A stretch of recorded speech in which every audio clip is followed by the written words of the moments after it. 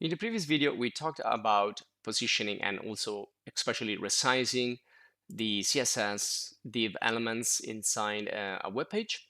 We saw different types of parameters and we adding new parameters in each lesson. And we talk about also units and how we can work with absolute units, with pixels and for digital and centimeters and others for printing, and then relative units, which can give us the possibility to create fluid website like the percentage, and also the EM when we work with elastic layouts. And also we have other options like EX, etc. So in this video, we are trying to clarify a little bit more the different types of layouts. We're gonna do some examples, and we're gonna see that we can go from an absolute and fixed and static layout to a more fluid and then elastic, and then also responsive and adaptive. Before we move on, just to recap, we also have a look here to the switch between the live view and the design view. So we use the design view when we need to kind of structure our website using rulers, guides, precise measurements. So when we're going to work on the interface, on the user interface, rather than like the user experience, which may be good in the live view. So here you can define what a static design for a website could be.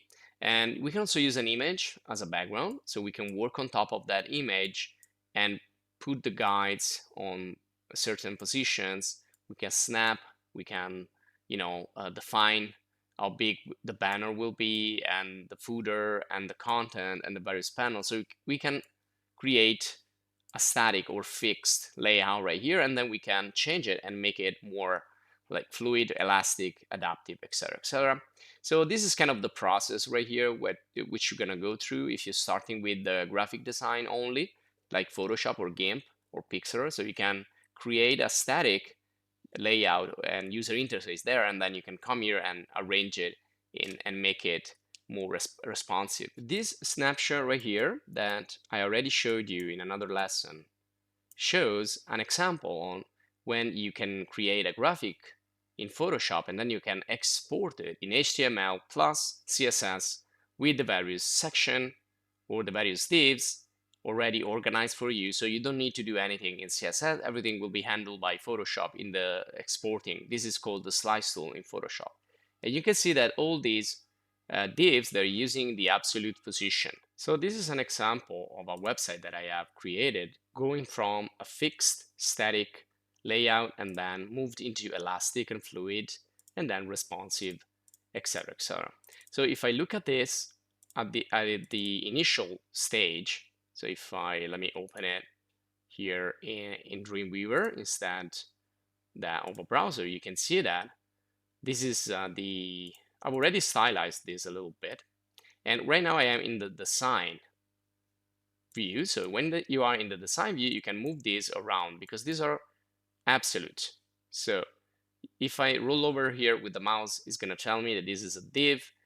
It's called the logo. It has the logo ID, and then the position is absolute, meaning that I can put this anywhere. I can also go in the CSS and see what's happening here. You can see this is using, again, absolute position for the containers, so the various parts of the website. Some of these are centered vertically with the position, and some are centered horizontally or both, so depending here. So I started with the basic from Photoshop, and then I started to change here the various CSS, etc., etc. So I continued my work in Dreamweaver. So this is what you want to do probably if you want to have the perfect style. Now I'm gonna close this and let's go from here. So let's go from the fixed. So again, the fixed should be, or could be actually, is not mandatory, but could be your starting point when you define like only the graphic or the aesthetics of your website, and then you bring it in here, or either we can make some examples directly in here. So let's say that this is my content and I am in the design view right now, and I switch this in the CSS designer. You can see I didn't even create a selector yet, or a CSS file. So let's do this together as we have done also in previous lessons. I'm going to create a new CSS. I'm going to call these layouts CSS, and okay. So now that I have this CSS, I can create a new selector for this div that I've called layout main. Okay, so by default, we know that this position will be static, which is kind of fixed in a way. But even more fixed is when we use absolute.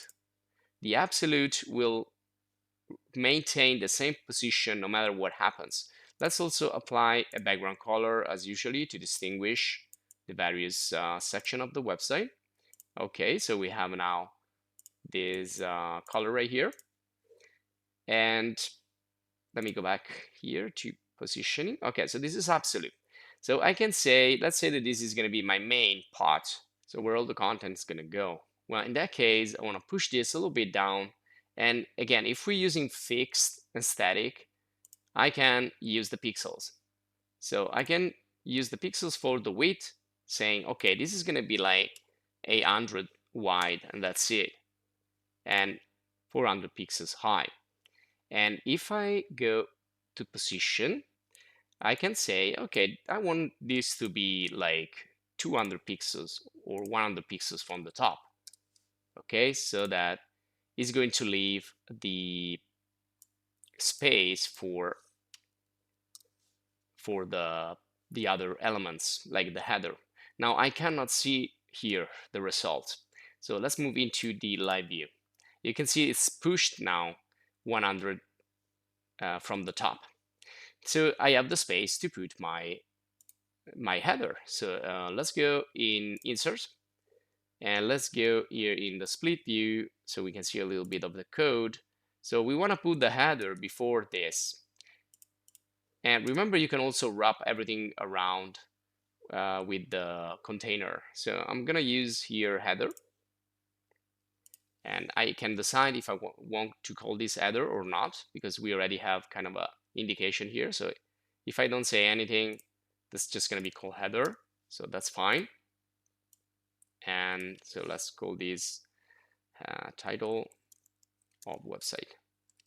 Okay, so right there we have the header, and we go to the CSS designer, and let's click here, create a new selector, body header, or just header would be fine. And let's give this another color. Okay, so let's say this is the header. Okay, so how can I put it exactly where I want it? Well, we know that we have 100 pixels space right here. So I can say, okay, this is going to be 800 pixels. And then it's going to be 100 height. And there you go. I can cover exactly that part. Now this is going right there because we are using static. So it's going on the top left. But even if I do absolute, this is going to be top 0 and left 0, and it's going to be there. Now you can see it's a little bit, it just moved a little bit there on the left. So let's also change this and put 0. So it's more precise than auto. So we can see a little bit better here. Now, if I want to center elements horizontally, sometimes we can use just the alignment, for example, here for the text. So I want to do this for the header. Okay, and I want to make this, I want to change here into heading 1. And perhaps I want to change this into heading 3. So everything is actually heading 2. Okay, so this is a really quick example of a static layout. So if I run a preview of this, it's just gonna stay there, nothing will happen. Now if I want to do like side panels, I may want to move this aside a little bit. So probably the website layout down there. So I want to go in the layout main, and I want to say, okay, this is going to be like, instead of 800, let's make it like 500. And then next to this, I want to put a side panel. So in that case, I can create a new one after the